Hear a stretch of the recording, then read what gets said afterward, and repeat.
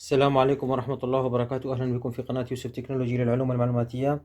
أصدقائي، اليوم لدينا فيديو جديد. سنتعرف فيه على طريقة فورمات لابتوب نوع اتش بي. هو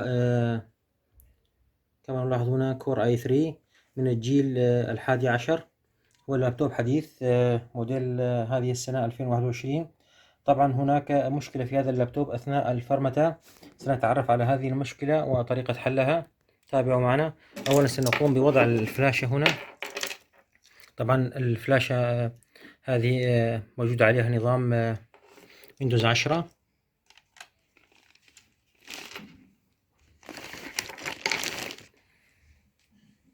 الآن سنقوم بتشغيل اللابتوب ونقوم بالضغط على F9 لإظهار خيارات الإقلاع. الآن سنختار اليو اس بي كما نشاهد.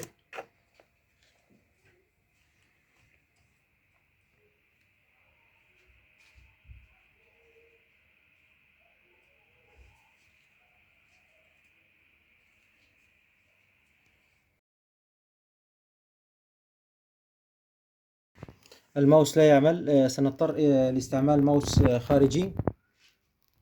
إذا سنقوم باستعمال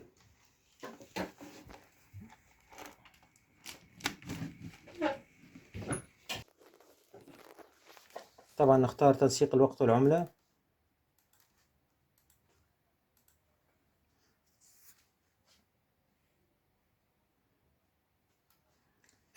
نختار مفتاح المنتج غير موجود لدي. نختار ويندوز 10 برو أو أي نسخة مناسبة لكم. أنا سأختار ويندوز 10 برو. التالي أوافق على الشروط. التالي نختار مخصص. الآن هذه هي المشكلة، كما نلاحظ لا يظهر لنا الهارد ديسك. إذن الهارد ديسك هنا لا يظهر. إذن الهارد ديسك هنا لا نشاهده، لا يظهر هنا. الآن سنقوم بالضغط على تحميل برنامج التشغيل هنا.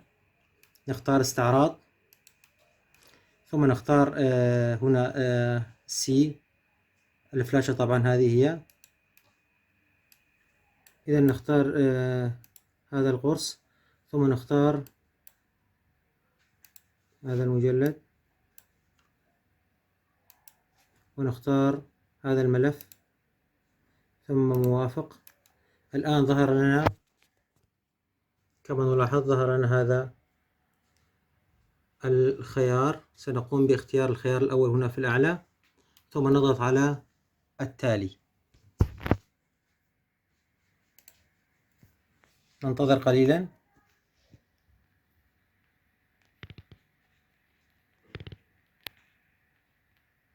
الآن كما نشاهد ظهرت أقسام الهارد، هذه هي. إذا ظهر الهارد ديسك هنا في هذا القسم. سنقوم بحذف هذه الأقسام وإنشاء أقسام جديدة. إذا سنقوم بحذف هذه الأقسام.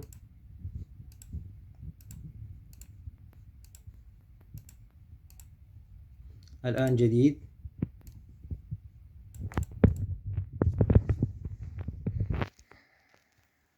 سنخصص له 100 جيجا.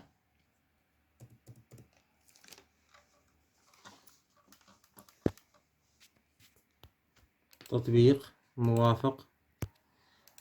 أيضا نقوم بإنشاء قرص آخر جديد. تطبيق. الآن سنقوم بإجراء تهيئة لهذه الأقراص.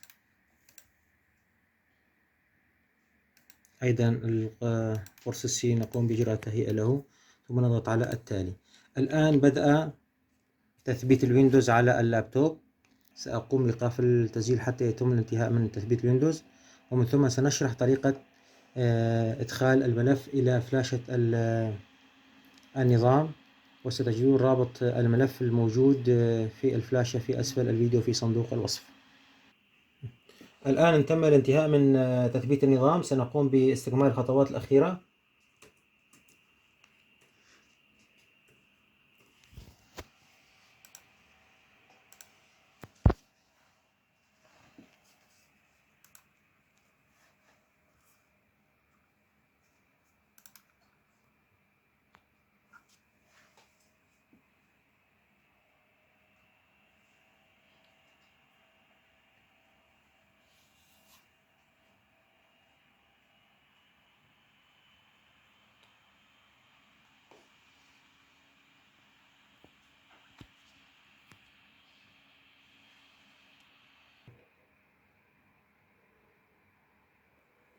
إذا الآن تم الانتهاء من تثبيت الويندوز، تبقى لنا شيء واحد فقط. طبعا أصدقائي، يجب أن تكون الفلاشة التي عليها نظام بنظام اليو اي اف اي. وهناك أمر آخر أيضا، هذا المجلد فيه ملفات، هو الذي يساعد على التعرف على الهارد. إذا في الرسالة التي أو في الشرح الأول لاحظنا أن الهارد لا يظهر في أثناء الفرمتة. هذه الملفات هي التي تساعد في إظهار الهارد. نقوم بنسخ هذا المجلد ولصقه في فلاشة الويندوز عن طريق النسخ واللصق، لا تحتاج إلى أي خبرة، فقط نسخ ولصق هنا في هذه الفلاشة، ثم نقوم بتطبيق الخطوات التي شرحناها في بداية الفيديو. أعزائي، إلى هنا وصلنا إلى نهاية الفيديو، أرجو لكم الاستفادة من هذه المعلومة. فضلا لا تنسى الاشتراك في القناة وتفعيل زر الجرس، وإلى فيديو آخر استودعكم الله.